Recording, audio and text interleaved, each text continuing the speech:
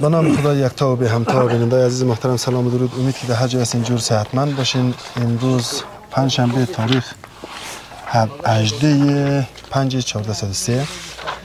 امروز خوشبختانه با یک خبر خوش در خدمت شما هستیم. پروژه ما لایق به این دانسته شده که انجینر صاحب محترم فاضلی، رئیس انجمن کل انجینران جاوری، عمده از پروژه ما دیدن کنه و نظریات خود با ما شریک کنه، با ما و شما شریک کنه. اول معرفی میشیم با انجینر صاحب فاضلی، بعد از اون داخل میریم و نظرات انجینر صاحب را ما و شما یک جای میشنویم. انجینر صاحب محترم بسیار خوش آمدین، صفا آوردین. انجینر صاحب مصطفی بسیار خوش آمدین. انجینر صاحب مصطفی هم مسئول نظارت از پروژه ما و شما که ما شما با ایشان آشنا هستیم. لطف دارین آقای صفوی، بسیار زیاد تشکر از دعوت شما و از زحمات شما و ما سلام و احترام تقدیم میکنم حضور تمام بیننده‌های سلام هموطن. درست؟ و تمام بیننده و تمام دوستا، اقوام، بزرگا، کسایی که در راه خیر و در راه برکت و در راه بازسازی وطن سهم فعال دارن و همگیشان سلام و احترام تقدیم میکنم. تشکر. میبینیم وضعیت ساختمانی و وضعیت خود تعمیر را از نزدیک صحبت کردم و تو دیده بریم. درسته؟ تشکر انجینر صاحب. ما شما متداخل ماریم. خوبه. نظرات شما را دوست داریم بشنویم.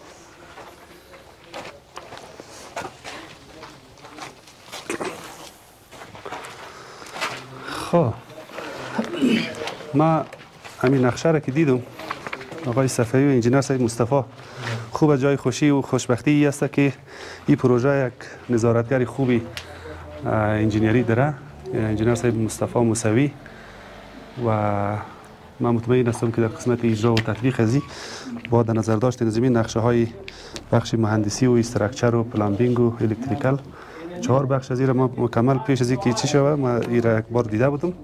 واقعا این نقشه دیزاین شده، این نقشه طرح شده تحت نظر وزارت صحت عامه است فکر کنم. نه بله دیگه نقشه ها معیاری است. از این بابت خاطر ما جمع است. فقط یک نکته است در مسائل تطبیق. در مسائل تطبیق معمولا بعض جاها است که کوالیتی کنترل درست بعض وقت نمیشه و ما هم در این قسمت میخواهیم که به حیث همکاری ببینیم که تا چی حد علمی نقشه مطابق علمی ساختمان مطابق نقشه تطبیق شده در مسئله کیفیت مواد و در مسئله خود نحوه تطبیق و اجراها. ببینیم تا چی حد استاندارد کنترل شده و مراقبت شده و تطبیق شده. نظر انجینر صاحب برای ما و برای بیننده‌های ما و برای همه که عزیزای خیر که اینا سپورت کنه خیلی مهمه. بله. خب تشکر. کاری که تا به حال شده از بخش تهداب کارش خلاص است دیگه. هر رقمی که سیخا انداخته شده حتما تحت نظر انجینر صاحب بوده و امو کانکریت، کیفیت کانکریت و سیخا هر نحوی که مطابق نقشه بوده حتما اجرا شده و همچنان ستون هایی که در اینجا بوده و در بخش استراکچر ما تا جایی که پیشتر نقشه را دیدم سلب بوده و این شما تبدیل به تیرچه کردین. نه دیگه دلیل عمده از انجینر صاحب این بوده که مناطق ما و شما بسیار مناطق سرسیره و ایره که ما کاک در نظر گرفتیم صرف بخاطر گرمی از این و هم یک سقف مقدار سوختر. بله درسته. این دو نقطه مثبت داره. دو نقطه مثبت داره و نقطه سوم فایده مثبت دیگه از این سقف‌ها مثلا ما بسیار ترجیح میدیم. این سقف‌ها واقعا خوب است. مسئله اقتصادی بودنش است. و این شاید برای شما هم ثابت شده باشه که نسبت به سقف آهن کانکریتی یک مقدار ارزانتر تمام میشه و فایده مسئله ایزولیشن یا همون عایق حرارتی و مسئله سبک بودنش در این محیط و شرایط بسیار مناسبه. این درسته. فقط تا جایی که بسیار قابل توجهه مسئله در هر تیرچه اینجا ریخت شده یا از بازار آورده در اینجا ریخت شده. چند دانه سیخ در پایین بوده، چند دانه سیخ در بالا. یه پایین چی در جایی که فاصلهش زیاد بوده در سینفا معمولا زیاده. زیاد بوده. 3 دانه در بلده اتکاف انداختم، 1 دانه بلده روی با تقویت. خب 3 دانه هر جایشه پایین 3 دانه سیخ انداخته شده. پایین هر جایی فاصله زیادتر از 4 متر زیادتر شده. 3 تایا فاصله که کمتر از چند میلی 14 سیخ 14 نه 14 انداخته شده یا دوباره 12 یا فاصله از چند تا چند فاصله از 40 سانتی 40 سانتیه؟ آره. خب کاک 40 سانتی است؟ کاگره یا 50 سانتی فاصله؟ 50 سانتی روی زیرش که میشه 40 میشه. خب رویش 50. زیر 40 تمام شدش است؟ 5 سانتی لبه داره که در بالای از او مکمل سنتر تو سنترش 50 سانتی. درسته همین چیه؟ ضخامتش 20 یا 25؟ 20 درسته؟ 20. صحیح. ایشم همینجا واقعیه بس. صحیح ما همین سقف‌های تیرچر زمانی که دیزاین مونیم هم به این شکل معمولا برای وایه 4 متر تا 5 متر تا 4 متر خصوصا اینمی پوشش‌های ضخامتی 20 سانتی و تعداد سیخ‌های تیرچه 2 دانه 14 میلی به وایه 4 کفایت منه. شما که 3 تا انداختین کار خوب کردین. کار خوب کردین. درسته. کمتر بودم دو تا. خیلی درسته. حتما مشوره انجینر صاحب موسوی بوده در این قسمت. واقعا خوبه. این کارهایی که زمانی که یک کار در نقشه تغییر می‌کنه حتما شما وقتی که نظر انجینیر رو میگیرین این کار خوبه. در بسیاری جایا کارا تغییر می‌خوره خلاف نظر انجینیر و خلاف نظر کسی که رشته و مسلکش هسته بازو منجر به بعضی ناکامی و شکست پیش بره. ان شاء الله قسمت سقفش خوبه. خب چیزی که برای ما مهم بود این بود که پروژه دائمیه. ما گفتیم اگر یک مقدار مصرف هم بالاتر میره مهم نیه ولی حداقل ما اطمینان خاطر داریم. بله در پروژه عامل منفعه در پروژه تعمیرایی که با اهمیت بالایه مثلا نمونهش کلینیک یک از جمله تعمیرات با اهمیت بالا به حساب میاد و اینا ضرایب سیفتی یا امو اطمینانیت همیشه زیادتر گرفته میشه. این کار خوبه دیگه. خب از قسمت پوشش خوبه ان شاء الله که کدام مشکلی نداره. خیلی هم خوب اجرا شده و در قسمت دیوارایش میایم. دیوارای خشتیه درست؟ در نقشه هم. در نقشه مشخص شده که خشتی پخته باشه خشتی سیمنتی باشه یا نه؟ خشت پخته در گذاشته. خشت پخته. امیر خشتی پخته کانکریتی دیگه. خشت کانکریتی. آره. امیر یک چی اوستا کجا شده؟ بله. نسبت ترکیب از این سیمنت چند ریک گرفتین در می خشتا؟ از 3 کیسه. سیف کاتی یک کیسه سیمنت هم خورده. یعنی دو حد رسد کلمت قچکوش مایدام کرده چیز میدان هم شده. 3 گاردی یک کیسه سیمنت. کی به ازیا به حساب نرم و معیاری که ما سنجیدیم 1/8 خیلی مناسبه. اما مارک تقریبا بالاتر از 120 میدیه. مارک بالاتر از 120 میدیه. دیگه اینال به حساب کراچی را ما که تجربه کردیم منک کردیم یک کراچی فکر کنم 2 منک میدیه. 2 منک میدیه پس 3 کراچی شما 6 منک میشه. در 6 منک یک خلطه سیمنت یا 1 منک سیمنت. یک منک سیمنت. خیلی خوبه. خیلی خوبه. بالاتر از این اگر کار را انجام بدین خوب است ولی غیر اقتصادی میه. ولی این کفایت منه. مسائلی که قد خشت کار کردین چند ترکیب سیمنت گرفتین؟ اور 4 ملات به حساب 4 یا 1/4. صحیح. دروازه سایزش در مهندسی چنده؟ ارزش در 2.85. شما دقیقاً نمی سایز اندازه خشت را باز یک کشتین یا یک کمی مجال گرفتین؟ نه گرفتیم برای قطعی 10 سانتی. 10 سان خود از این گرفته تمام شده شین می تمام شده 1 متر 10 سان داخل از 1 متر ممنه؟ آره. حالا خودش ثابت بمونه. برای کلینیک مکاتب معمولاً کلان گرفته میشه بیشتر از 1 گرفته میشه. در اینال 2 در 1 تمام شده شه بدون روشنایی. خوبه. قفش چی موزاییک منین؟ سنگ کارین؟ سنگ از کجا میرین؟ از غزنی میرین از کابل میرین؟ کلکین هایش هم پی وی سی فرمایش از کابل گرفتین حتما؟ نه جاغوری هسته که هست جور کنه؟ خب این از کدام چی هست؟ یعنی خود نظامی مواد اولش گرفتیم. چوکار داره با این مواد چند گفتی؟ 6000 چون ما به خاطر از 6000 که میگه بسیار زیاد چیز نه یک در 185 یا 6000 قشنگ جواب میده دیگه. چه این جنگ دیگه از او اسکیجول پایینتر خود جمع یا دور بله دیگه داخلش هم آینه شما رفتم اونجا چک کردیم قضیه‌ای که مقاومتی که داخل زیان از میشه اول کلا چک کردم. این تعمیر جای این خونه نداره. این طولش کم است. بسیار خوبه. کارش عالیه. یعنی سیستم نلدوانی از این مطابق دیزاین شده نیست. دیزاین چی پیش بردن دیگه. هر اتاق حساب جو داره. یعنی آشپزخانه شکل در اکثر جاها اگر شما متوجه شده باشین کسی که نظارتگر نداره پروژه معمولا همی بیمار سعی کنه که غار نه پایپار از بینش تیر شه. اینجا این خوبه که این چیز شما در نظر گرفتین. انجینر صاحب اینا کاملا داره. اون سیستم مرکز گرمی و تمام چرا خم گفتن چمنی یا چی میگه جای بخاری هم در نظر گرفته هستن کدام چیزی یا نه ندارین نه نگرفتین مرکز گرمی سیستم مرکز گرمی اینستال کردیم. خب که این بلده تعمیر بسیار خوب شده نه؟ مرکز گرمی داینده مشکل پیدا نمونه. فعلا چی کسی نیست همین بخاری هایی که داخل اتاق در هر سکشن که میلیم او ورق نه تعمیری ها خود دود میزنه داخل مشکل پیدا نه. این دیگه یک چیز معیاریه دیگه استاندارد است. راستی روی دیوار چیه پلاستر گچ خاک چیه گچ سفید کاری گچ بسیار خوب شده اینیش خوبه در این محیط معمولا اینمی خشتا طبیعت سنگ داره. یه خود از سیمه است دیگه ولی طبیعت سنگ داره و خیلی سرد میاد. زمستان هم خیلی هوا سرد میشه. بیرون چه پلاستر مونید نه بیرون چه می بنفشه نما میشه خود خشت است. یعنی داخل از اینه که گچ خاک مونین یعنی گچ خاک خیلی خوب تاثیراتی عایق حرارتی رو داره. گرمایش سرمایه اینا که حساب اینا بخواد دیگه پلاستر زیست که لازم نیست خود از سیمه است. سیمه دیگه خب این زینه منزل بالا ها برای پشت بام. آره این راستی یک منزل دو منزل یک منزل نه؟ یک منزل از این طرف برای حالا دیگه نه دیگه میرمو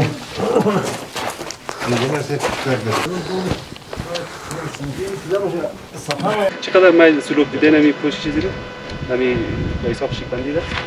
شکلی خود از این کمتر از 1%. بله خود از این مقدار ازدگام هم داره دفعه یا نه؟ آره سر ازدگام باز کنم کسی چیزی برون؟ نه دیگه چیز و این رو نظر به بودجه سعی مگر احیانا تونسی میره خیلی بره جایش دی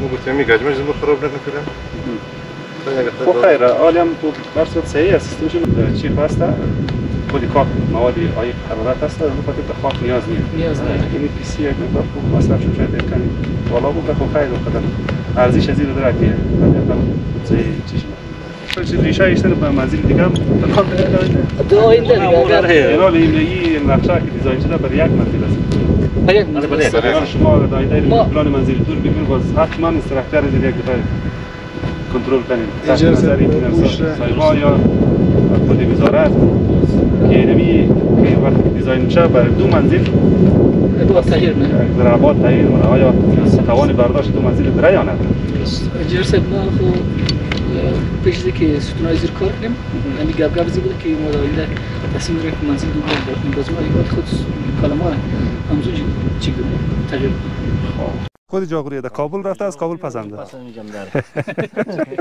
سعی کنیم خب محصول وطن میگه که برای وطن نه واقعا سنگایش بسیار خوب سنگ نظامی وطن فهمیده میشه دیگه سنگ نظامی وطن این طوری شده که از امی جاغوری رفته در کابل پروسس شده جور شده سایقل شده از اونجا پس آمده در اینجا مورد استفاده قرار میگیره سنگش خب بهترین سنگه و یکی بهترین سنگ یکی هر کس دو تورش هم نموگه جدا از این مسئله نکته در کجایه نکته در اینجا است که اگر وطندارای ما اگر کسایی که واقعا در می راستای توسعه و رشد وطن فکر منه و کمک منن ایندمی نکته هم کمک اگه توجه کنه ما و شما مواد ساختمانی اینوال اینجا که امی تعمیر دیدین کلا مواد محلی است بجز سمنتی که از بیرون میاد حتی سمنت هم در وطن ما تولیدات سمنت داریم فقط صرف مسئله کیفیت از او یک کمک زیر سوال است گاهی کیفیتش بسیار پایین میاد گاهی بسیار بالا میره اون از او خاطر به اطمینان خیلی زیاد سرش نمیشه که یک تعمیر عامل منفی با اهمیت بالا را از او استفاده شونه ولی در تعمیرات شخصی معمولا استفاده منه سمنت ما هم روز شبه که وطنی اعتماد خود کسب کنه و معیاری تست شوه استفاده شوه و خصوصا سنگ ما یک دستگاهی به حساب سنگبری در خود جاغوری احداث شده و شرکت ها تجارا کسایی که هستند در این راستا یک همت به خرج بدین سنگی که استفاده میشه در کل جاغوری در تمام تعمیرات و ساختمان های عامل منفعه بسیار زیاد استفادهش زیاد است و به این شکل که از این وطن از این ملک مورد کابل در اونجا پروسس میشه و پس میه غیر اقتصادی تمام میشه. اگر همت کنند دوستا که در جاغوری یاد انگوری یاد سنگ ماشه یاد غجور در هر نقطه ای که اینمی مواد اینمی سنگ با کیفیت هسته در نزدیکای نظمو یک فابریکه یک شرکت سنگوری بزنن و اینمی سنگای را در داخل خود جاغوری تولید شود اون وقت ما و شما شاهدی از این خواهد بودیم که تمام مواد با کیفیت از منطقه خود داشته باشیم و در منطقه خود استفاده کنیم. این کار دیگه عالی میشه. کارخانه عمده سنگ تولید سنگ یک گرانیت یک تنوارتن یک سنگ چینی که در افغانستان نمونه فعلا که صادرات کلا در خارج موره از جاغوری از جاغوری. بله سنگ تراورتن از مالستان است. از مالستان بهترین سنگ با کیفیتی در تعمیرایی که در کابل جور میشه ما این مال در پسین دیدم تقریبا 70% نموهایش سنگ تراورتن مالستان استفاده میشه. عالی. خب بسیار به نظر من دستگاه از این قدر قیمت و هزینه برام نخواد باشه. فقط یک همت کنن همین کسایی که تجار هستن یک ذره دستش بازه سرمایه گذاری کنه در وطن خود از همینجا مواد استفاده شنه و ما مطمئن هستم بسیار با هزینه بسیار پایین یعنی می رقم ساختمان ها رو ما میتونیم عرضه کنیم و مواد ساختمانی رو عرضه کنیم. بسیار عالی. یک خبر خوب یک بسیار یک موضوع خوب است که سنگ وطن خود ما با بهترین کیفیت برای زمین تعمیر استفاده میشه. برای کفش استفاده میکنن درسته اینا؟ برای کف و صوفه و اونو هم برای دیوارای نما و جانبی. بیننده‌های محترم ما با انجینر صاحب فاضلی انجینر صاحب موسوی رفتیم در داخل کارها رو دیدیم و نظر انجینر صاحب رو هم شما میبینید و هم ما شنیدیم. در اخیر جنبندی مونیم که در کل ساختمان ما از نظر معیاری چی رقم بوده از انجینر صاحب میشه. بله تشکر. دوستا چنانچه رفتیم پیشتر دیدیم کلا مراحل اونمو کارهای ساختمانی از بخش استراکچرش ما دانه به دانه کارهای تهداب یا سپل و رینگا شناج تحتانی ستونها پوشش بعد از اون دیوارها و حتی بعد از اون قسمت کارهای مهندسی و فینیشینگش سنگکاری کلکین و سیستم مرکز گرمی آبرسانی همه مسائلش حتی پشت بام هم رفتیم شیبندی و مسائل ایزولیشن و این مسائلش کلش مشاهده کردیم. خوب بود بسیار خوب عالی بود و دلیل از اینکه کار شما عالی و خوب است هر کدامش در بخش خودش در سیستم خودش پیش رفته و از مواد خوب و با کیفیت استفاده شده. دلیلش اینمی توجه شما مردم و اینمی منطقه که خاص جمعی است که هر پروژه مطابق به معیار خودش به افراد مسئولش واگذار کردین. دلیل از این کارها اینمی است. ما در انجمن انجینران و مهندسین جاغوری هم تاکید از ما برای معیاری سازی ساختمان ها هست. زمانی که یک منطقه نیازهای خود شناسایی منن اگر به مکتب نیاز دارن اگر به کلینیک نیاز دارن به سرک نیاز دارن به پول و پلچک نیاز دارن به هر گونه ساختمان های زیربنایی نیاز داشته باشه اینا کار را به اهل کار میسپارن.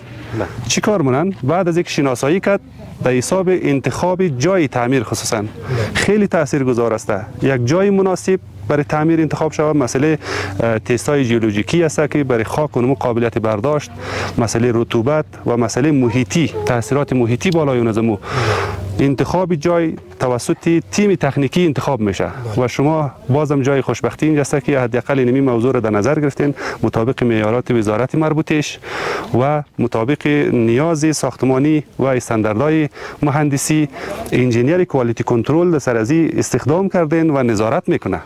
این یک پوینت بسیار مثبت است و نتیجهش هم شما میبینید که این رقم کار مثبت میره و بسیار خوب به نتیجه میرسه و یک کار مثمر و ثمر بخش شما به دست میارین.